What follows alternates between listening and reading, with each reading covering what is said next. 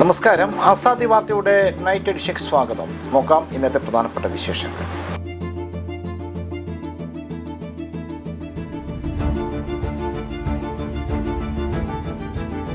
പാരീസിൽ ആദ്യ സ്വർണം ചൈനയ്ക്ക്. ലോകത്തിലെ ഏറ്റവും വലിയ ഷിപ്പിംഗ് കമ്പനിയായ MSC കേരളത്തിൽ യൂണിറ്റ് ആരംഭിക്കുന്നു. നീതി ആയോഗ് സംസാരിക്കുന്നതിനിടയിൽ മൈക്ക് ഓഫ് ചെയ്തു. മമതാ ബാനർജി യോഗത്തിൽ നിന്ന് ഇറങ്ങിപ്പോയി. സതീശൻ സുധാകരൻ പോലും നേതാക്കളെ കോൺഗ്രസ് ഭരണഘടന ഓർമ്മിപ്പിച്ച് KM മുരളീധരൻ. ശാസ്ത്രമാണ് മനുഷ്യകുലത്തിന്റെ പുരോഗതിക്ക് ആധാരം. Doctor KP Aravindan. Kumarakom boat ദുരന്തം വേർപിരിഞ്ഞവരുടെ ഓർമ്മയ്ക്കായി ഒഴുകുന്ന പുസ്തകശാല. പാരീസ് ഒളിമ്പിക്സിൽ ആദ്യ സ്വർണം ചൈനയ്ക്ക്. Shooting 10 metre air rifle mixed team എന്ന ഇനത്തിലാണ് ചൈന സ്വർണം സ്വന്തമാക്കിയത്. ചൈനയിൽ നിന്നുമുള്ള ഷെങ് ലിഹാവോയും ഹുവാങ് യൂട്ടിങ്ങുമാണ് ഒന്നാം സ്ഥാനത്തെത്തിയത്. മത്സരത്തിൽ ഇന്ത്യക്ക് ഫൈനൽ യോഗ്യത നേടാനായില്ല. ദക്ഷിണ കൊറിയയുടെ കിം ജിഹിയോൺ പാർക്ക് ഹജറൂൺ സഖ്യത്തെ തോൽപ്പിച്ചാണ് ചൈന ഫൈനലിൽ ഒന്നാമതെത്തിയത്. 16-12 ചൈനയുടെ വിജയം. അതേസമയം ദക്ഷിണ കൊറിയ വെള്ളിയും കസ്കസ്ഥാൻ വെങ്കലവും നേടി. അതേസമയം ഫൈനലിലേക്ക് യോഗ്യത നേടാതെ ഷൂട്ടിംഗ് ഇനത്തിൽ ഇന്ത്യക്ക് നിരാശയാണ് ഉണ്ടായത്. പുരുഷന്മാരുടെ 10 മീറ്റർ എയർ പിസ്റ്റലിൽ ഇന്ത്യൻ താരങ്ങൾ പുറത്താവുകയായിരുന്നു. സരബ്ജോത് 9ാം സ്ഥാനത്തും അർജുൻ 18ാം സ്ഥാനത്തുമാണ് ഫിനിഷിംഗ് ചെയ്തത്. നീതി ആയോഗിൽ സംസാരിക്കുന്നതിനിടെ ബംഗാൾ മുഖ്യമന്ത്രി മമതാ ബാനർജിയുടെ മൈക്ക് ഓഫ് ചെയ്തു. നീതി ആയോഗ് ബഹിഷ്കരിക്കണമെന്ന ഇന്ത്യ മുന്നണിയുടെ പൊതു തീരുമാനത്തെ അവഗണിച്ചാണ് മമതാ ബാനർജി യോഗത്തിൽ പങ്കെടുത്തത്. പ്രതിപക്ഷത്തു നിന്നും പങ്കെടുത്ത ഏക മുഖ്യമന്ത്രി എന്നതുപോലും പരിഗണിക്കാതെ മമതാ ബാനർജി സംസാരിക്കവേ മൈക്ക് ഓഫ് ചെയ്തു. ഇതിൽ പ്രതിഷേധിച്ച് ഇറങ്ങിപ്പോകുകയായിരുന്നു. കേന്ദ്ര ബഡ്ജറ്റിനെതിരെയും നീതി ആയോഗത്തിനെതിരെയുമാണ് മമത സംസാരിക്കാൻ തുടങ്ങിയത്. എന്നാൽ മുഴുവനാക്കാനും മുൻപ് മൈക്ക് ഓഫ് ചെയ്യുകയായിരുന്നു. പ്രതിപക്ഷത്തു നിന്നും പങ്കെടുക്കുന്ന ഏക മുഖ്യമന്ത്രി എന്ന പരിഗണന പോലും നൽകിയില്ലെന്നും നീതി ആയോഗ് പ്രായോഗികമല്ലെന്നും ഇല്ലാതാക്കണമെന്ന് മമത പ്രതികരിച്ചു. മുൻപുണ്ടായിരുന്ന പ്ലാനിംഗ് കമ്മീഷനെ തിരികെ കൊണ്ടുവരണമെന്നും മമത വ്യക്തമാക്കി. കാലവർഷം നഷ്ടപരിഹാരം വേഗത്തിൽ നൽകണം ജില്ലാ വികസന സമിതി. ശക്തമായ മഴയിലും കാറ്റിലും വീടുകൾക്കും കൃഷിക്കും നാശനഷ്ടം സംഭവിച്ചവർക്ക് എത്രയും വേഗത്തിൽ നഷ്ടപരിഹാരം നൽകുന്നതിന് നടപടി വേണമെന്ന് ജില്ലാ വികസന സമിതി. ആർളം ഫാമിൽ ഭൂമി ലഭിച്ചവർക്ക് മറ്റു പഞ്ചായത്തിലും ഭൂമി ലഭിക്കുന്നതിനായി ശ്രദ്ധയിൽപ്പെട്ടിട്ടുണ്ടെന്നും അത് തടയുന്നതിന് നടപടി വേണമെന്നും ജില്ലാ പഞ്ചായത്ത് പ്രസിഡന്റ് PP ദിവ്യ ആവശ്യപ്പെട്ടു. സംസ്ഥാന സർക്കാരിന്റെ ശുചിത്വ ക്യാമ്പയിനുമായി ബന്ധപ്പെട്ട തദ്ദേശ സ്വയംഭരണ സ്ഥാപനങ്ങളുടെ പ്രവർത്തനങ്ങൾക്ക് ചില വകുപ്പുകൾ ഒരു സഹകരണവും നൽകുന്നില്ലെന്ന് പ്രസിഡന്റ് പറഞ്ഞു. തദ്ദേശ സ്വയംഭരണ സ്ഥാപനങ്ങളുടെ നേതൃത്വത്തിൽ സർക്കാർ ഓഫീസുകളിലും ശക്തമായ പരിശോധന നടത്തുമെന്നും ശുചിത്വ മാനദണ്ഡങ്ങൾ പാലിക്കാതെ വൃത്തിഹീനമായ ചുറ്റുപാടുകളിൽ പ്രവർത്തിക്കുന്ന സ്ഥാപനങ്ങൾക്കെതിരെ വലിയ പിഴ ചുമത്തണമെന്നും പ്രസിഡന്റ് പറഞ്ഞു. നെടുമ്പൊയിൽ ചുരത്തിന്റെ ഭാഗങ്ങളിൽ മാലിന്യം തള്ളുന്നുണ്ടെന്നും വനം വകുപ്പിന്റെ കീഴിലുള്ള സ്ഥലമായതിനാൽ ഇത് തടയുന്നതിനായി വനം വകുപ്പിന്റെ ഭാഗത്തു നിന്നും ജാഗ്രത വേണമെന്നും ജില്ലാ പഞ്ചായത്ത് പ്രസിഡന്റ് പറഞ്ഞു. തദ്ദേശ സ്വയംഭരണ സ്ഥാപനങ്ങളുടെ നേതൃത്വത്തിൽ ശുചിത്വവും മാലിന്യ സംസ്കരണവുമായി ബന്ധപ്പെട്ട് എല്ലാ ഗവൺമെന്റ് ഓഫീസുകളിലും ശക്തമായ പരിശോധന വേണമെന്നും വീഴ്ച കണ്ടാൽ ശക്തമായ പിഴ ചുമത്തണമെന്നും ജില്ലാ കളക്ടർ അരുൺ K. വിജയൻ പറഞ്ഞു. ഇതിൽ വീഴ്ച വരുത്തുന്ന സർക്കാർ സ്ഥാപനങ്ങൾക്കെതിരെ റവന്യൂ റിക്കവറി ഉൾപ്പെടെയുള്ള നടപടികൾ ഉണ്ടാകുമെന്നും കളക്ടർ പറഞ്ഞു. പഴശ്ശി ജലസേചന പദ്ധതി പ്രദേശത്തെ കയ്യേറ്റം ഒഴിപ്പിക്കൽ ഭൂമി കൃത്യമായി അളന്ന് അതിർത്തി നിർണയിച്ച് നടപടിയെടുക്കണമെന്ന് ജില്ലാ പഞ്ചായത്ത് പ്രസിഡന്റും കളക്ടറും പഴശ്ശി ഇറിഗേഷൻ എക്സിക്യൂട്ടീവ് എഞ്ചിനീയറോട് ആവശ്യപ്പെട്ടു.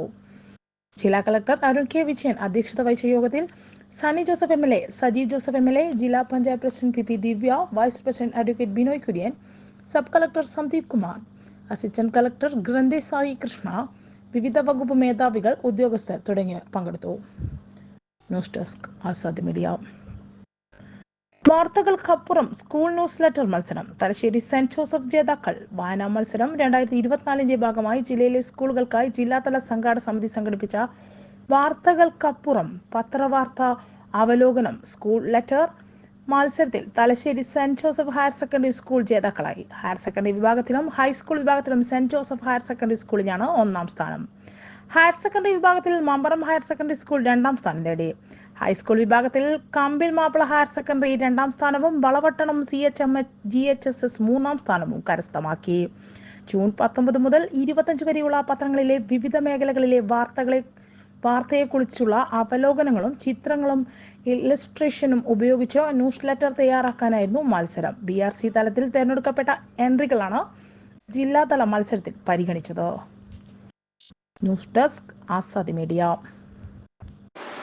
സതീശൻ സുധാകരൻ പോരിനെ പരിഹസിച്ച് കെ മുരളീധരൻ രംഗത്ത്. കോൺഗ്രസിനെ നയിക്കേണ്ടത് KPCC അധ്യക്ഷനും UDFന്റെ മേൽനോട്ടം പ്രതിപക്ഷ നേതാവിനും എന്നതാണ് കോൺഗ്രസ് ഭരണഘടനയെന്ന് കെ മുരളീധരൻ. നേതാക്കളുടെ പരസ്യപ്പോരിൻ്റെ സാഹചര്യത്തിൽ ഇക്കാര്യം താൻ വീണ്ടും ഓർമ്മിക്കുകയാണെന്ന് മുരളീധരൻ വ്യക്തമാക്കി. മിഷൻ 2025 എന്ന ഹൈക്കമാൻഡ് ചർച്ചയിൽ വിഷയമാകുന്നത് സതീശൻ സുധാകരൻ പോരാണെന്നതിൽ അപലപിച്ചുകൊണ്ടും പരിഹസിച്ചുകൊണ്ടും നിരവധി കോൺഗ്രസ് നേതാക്കൾ നേരത്തെയും പ്രതികരിച്ചിരുന്നു. തിരുവനന്തപുരത്ത് വെള്ളിയാഴ്ച ചേർന്ന മിഷൻ 25 യോഗം VD സതീശൻ ബഹിഷ്കരിച്ചിരുന്നു. ഹൈക്കമാൻഡ് തീരുമാനം പറയാനേ ഇതിനെയുള്ള മിഷൻ 25 യോഗങ്ങളിലും പങ്കെടുക്കലെന്ന നിലപാടിലാണ് സതീശൻ. വിഷയത്തിൽ AICC ഇടപെട്ടേക്കും സുധാകരനെ നീക്കണമെന്ന വാദത്തിന് ശക്തി കൂട്ടിയിരിക്കുകയാണ് പ്രതിപക്ഷ നേതാവും കൂട്ടരും. അധികാരത്തിൽ കൈകടത്തിയാൽ നിയന്ത്രിക്കാൻ അറിയാമെന്ന മുന്നറിയിപ്പ് നൽകിയാണ് സുധാകരൻ KPCC യോഗത്തിൽ പ്രതിപക്ഷ നേതാവിനെതിരെ രംഗത്ത് വന്നത്. കുമരകം ബോട്ട് ദുരന്തത്തിൽ വേർപിരിഞ്ഞവരുടെ ഓർമ്മകൾ ഇനി ഒഴുകുന്ന പുസ്തകശാലയ്ക്ക് അക്ഷരവെളിച്ചമേക്കും. മുഹമ്മ കുമരകം റൂട്ടിൽ സർവീസ് നടത്തുന്ന ജലഗതാഗത വകുപ്പിൻ്റെ S52 നമ്പർ ബോട്ടിലെ പുസ്തകശാലയിലേക്ക് ദുരന്തത്തിൽ മരിച്ച 29 പേരുടെയും ഓർമ്മയ്ക്കായി AB വിലാസം സ്കൂൾ NSS യൂണിറ്റ് പുസ്തകം കൈമാറി 29 പുസ്തകങ്ങളാണ് നൽകിയത്. 2 വർഷം മുമ്പ് രാജ്യത്ത് ആദ്യമായി ഒരു യാത്രാ ബോട്ടിൽ ഒഴുകുന്ന പുസ്തകശാല ഒരുക്കിയത് AB വിലാസം സ്കൂളിലെ NSS യൂണിറ്റ് ആയിരുന്നു.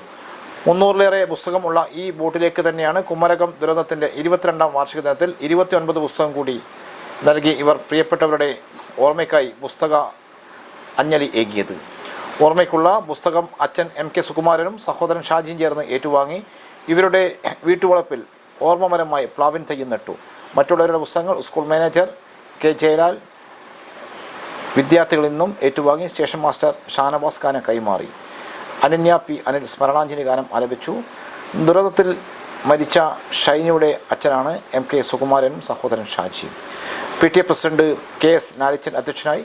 Principal Bijo K Kuncheria, programme officer AB Vinod, അധ്യാപകരായ N അർച്ചന, NV വിപിൻ, സംഗീത അധ്യാപകൻ B വിപിൻ, MS ശ്രീപ്രിയ, അക്ഷയ്, ഐശ്വര്യ, അനീഷ്, അമൃത് ശങ്കർ എന്നിവർ സംസാരിച്ചു.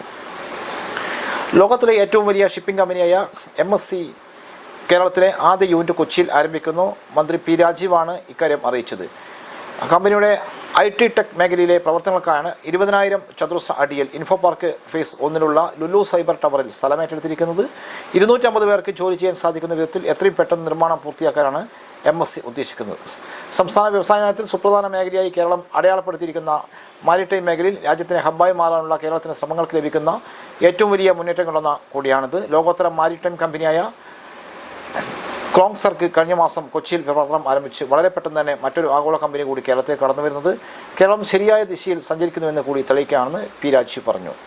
ശാസ്ത്രമാണ് മനുഷ്യകുലത്തിന്റെ പുരോഗതിക്കാധാരമെന്ന് ഡോക്ടർ KP അരവിന്ദൻ പറഞ്ഞു. ശാസ്ത്ര സാഹിത്യ പരിഷത്ത് ശാസ്ത്ര അവബോധ സമിതി സംസ്ഥാന ശില്പശാല കണ്ണൂർ പരിഷത്ത് ഭവനിൽ ഉദ്ഘാടനം ചെയ്തു സംസാരിക്കുകയായിരുന്നു ഡോക്ടർ KP അരവിന്ദൻ. പഠിക്കാനും പഠിപ്പിക്കാനും താല്പര്യമുള്ളവരാണ് മലയാളികൾ. സയൻസാണ് എല്ലാ മുന്നേറ്റത്തിനും കാരണം. സയൻസിനെ ഉപയോഗിച്ച് അന്ധവിശ്വാസം വളർത്താനും ശ്രമം നടക്കുന്നു.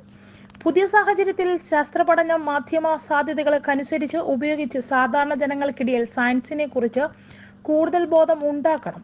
ഇത് കാര്യത്തിലും ശുഭാപ്തി വിശ്വാസം ഉണ്ടാക്കണമെന്നും KP അരവിന്ദൻ പറഞ്ഞു. സമൂഹത്തിൽ ശാസ്ത്രചിന്തയും യുക്തിചിന്തയും വളർത്താൻ വ്യാപകമായ ശാസ്ത്ര അവബോധ പരിപാടി സംഘടിപ്പിക്കാൻ ശില്പശാല തീരുമാനിച്ചു. നവംബർ 1 മുതൽ 30 വരെ ശാസ്ത്രമാസ ആഘോഷം സംഘടിപ്പിക്കും. ശാസ്ത്ര അവബോധ സമിതി സംസ്ഥാന ചെയർമാൻ പ്രൊഫസർ K പാപ്പൂട്ടി അധ്യക്ഷനായി. ശാസ്ത്രമാസം പരിപാടിയെക്കുറിച്ച് M ദിവാകരൻ, ബിരുദ കോഴ്സുകളിലെ പ്രൊജക്ട് പരിശീലനം എന്ന വിഷയത്തിൽ doctor Prasad Alex, doctor Sumodan online കോഴ്സുകളുടെ രീതിയെക്കുറിച്ച് റിസ്വാൻ, ശാസ്ത്ര വിനിമയത്തിന്റെ വൈവിധ്യവൽക്കരണം സാധ്യതകൾ എന്ന വിഷയത്തിൽ അരുൺ രവി എന്നിവർ അവതരണം നടത്തി. ശാസ്ത്ര അവബോധ സമിതി convener PK Balakrishnan, P Ramesh Kumar എന്നിവർ സംസാരിച്ചു. വിവിധ സെക്ഷൻ ചർച്ചകളുടെ അവതരണവും നടന്നു. News desk Azadi media.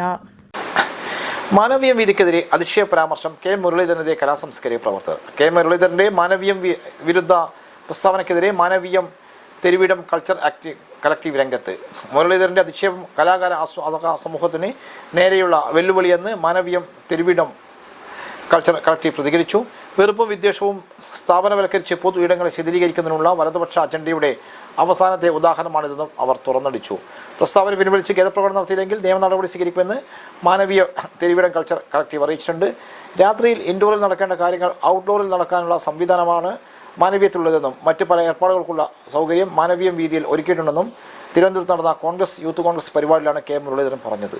കപട സദാചാരത്തിൻ്റെയും അനൈതികങ്ങളായ ഫ്യൂഡൽ മൂല്യങ്ങളുടെയും ആകെത്തുകയായ കെ മുരളീധരൻ്റെ മാനവീയം വിരുദ്ധ ജൽപ്പനങ്ങളെ മാനവീയം വീതിയെ ആശയവിഷ്കരിക്കാനുള്ള വേദിയാക്കുന്ന ആയിരക്കണക്കിന് കലാകാരനും ആസ്വാദകരും അർഹിക്കുന്ന അവറ്റോടെ തള്ളിക്കളെന്ന് ഭാരവാഹികൾ പറഞ്ഞു. കൾച്ചർ കളക്ടീവ് മാനവ street library president Vinod Vaisakhi, secretary KG Swaraj എന്നിവരാണ് രംഗത്ത് വന്നത്. നേരത്തെ DYFI സംസ്ഥാന സെക്രട്ടറി VK സനോജും മുരളീധരനെതിരെ രംഗത്ത് വന്നിരുന്നു. ശാസ്ത്രസാഹിത്യ പരിഷത്തിൻ്റെ മാടായി മേഖലയിൽ നടീൽ ഉത്സവം. ശാസ്ത്രസാഹിത്യ പരിഷത്തിൻ്റെ അടുത്ത വർഷം നടക്കുന്ന ജില്ലാ പ്രതിനിധി സമ്മേളനത്തിൻ്റെ ഭക്ഷണം കൊടുക്കാൻ അതിനാവശ്യമായ നെല്ല് ഉൽപ്പാദിപ്പിക്കുന്ന അരി ഉൽപ്പാദിക്കുന്നതിന് വേണ്ടി പരിഷത്ത് മാടായി മേഖലാ കമ്മിറ്റിയുടെ ഇന്ന് നടീൽ മത്സരം നടന്നു. പരിപാടി നടന്നു. 7ാം ഗ്രാമപഞ്ചായത്ത് പ്രസിഡന്റ് P. ഗോവിന്ദൻ പരിപാടി ഉദ്ഘാടനം ചെയ്തു. വിദ്യാഭ്യാസ സ്റ്റാൻഡിംഗ് കമ്മിറ്റി ചെയർമാനും പരിഷത്ത് മേഖലാ കമ്മിറ്റി അംഗമായ K. വിശ്വനാഥൻ അധ്യക്ഷത വഹിച്ചു. ചടങ്ങിൽ മേഖലാ സെക്രട്ടറി KV ഹനീഷ് സ്വാഗതവും മേഖലാ ട്രഷറർ PV ലക്ഷ്മണൻ നന്ദിയും പറഞ്ഞു. GHSS കൊട്ടിലയിലെ NSS programme officer VC Haima, higher secondary അധ്യാപകൻ വിനോദ് കുമാർ, KP പാടശേഖര സമിതി കൺവീനർ U. മോഹനൻ, വാർഡ് വികസന സമിതി അംഗം P. ദിനേശൻ, കൃഷി അസിസ്റ്റന്റ് മഹേഷ്, പരിഷത്ത് നിർവാഹക സമിതി അംഗം PV ജയശ്രീ എന്നിവർ സംസാരിച്ചു. GHSS കൊട്ടിലയിലെ NSS വളണ്ടിയർമാർ സജീവമായി പങ്കാളികളായി. കീടനാശിനിയോ വളമോ ഇല്ലാതെ പൂർണ്ണമായും ജൈവ കൃഷി രീതിയാണ് കൈപ്പാട്. ഭൗമസൂചികയിൽ അവാർഡ് ലഭിച്ച 4 വിത്ത് ഉപയോഗിച്ചാണ് 40 സെൻറ്റ് സ്ഥലത്ത് കൃഷി നടത്തിയിരിക്കുന്നത്. ഇതോടെ ഇന്നത്തെ ആസാദ്യ വാർത്ത സമാപിച്ചു. വീണ്ടും നാളെ കാണാം. നന്ദി, നമസ്കാരം.